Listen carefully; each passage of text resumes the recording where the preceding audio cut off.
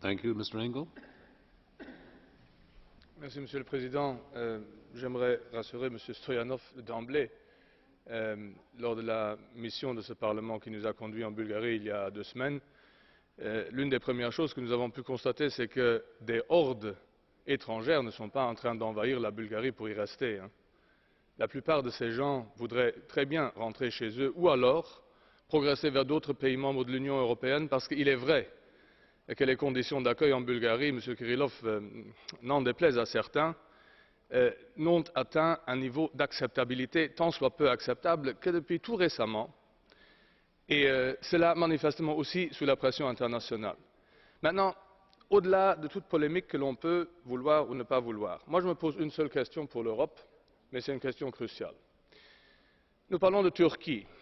En Turquie, il y a 700 000 Syriens. 700 000 qui ont fui leur pays. Il y a des millions de Syriens qui sont déplacés à l'intérieur de leur propre pays. Il y en a, encore une fois, 700 000, 750 000 au Liban, qui ont fui le foyer de cette guerre. Et la Bulgarie se fait épingler parce qu'elle n'est pas capable de gérer tant soit peu raisonnablement quelques milliers de réfugiés syriens, tandis que d'autres pays européens se déclarent prêts à en accepter 50, 500, 1000. Que ferons-nous s'il y aura 100 000 Syriens en fuite? Que ferons-nous s'il y aura 200 000 Syriens en fuite? Aurons-nous finalement une politique européenne visant un accueil tant soit peu humain de ces personnes qui pourraient se mettre en mouvement, ou ne l'aurons-nous pas? Je constate que le Conseil, dans sa sagesse habituelle, ne fait que recaler et décaler le dossier.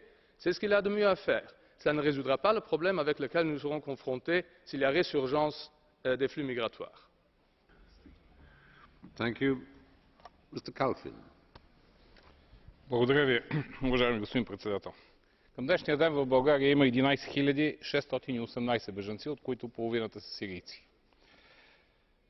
Големия наплив на бежанци беше от лятото до края на миналата година. Имаше месеци като октомври, в който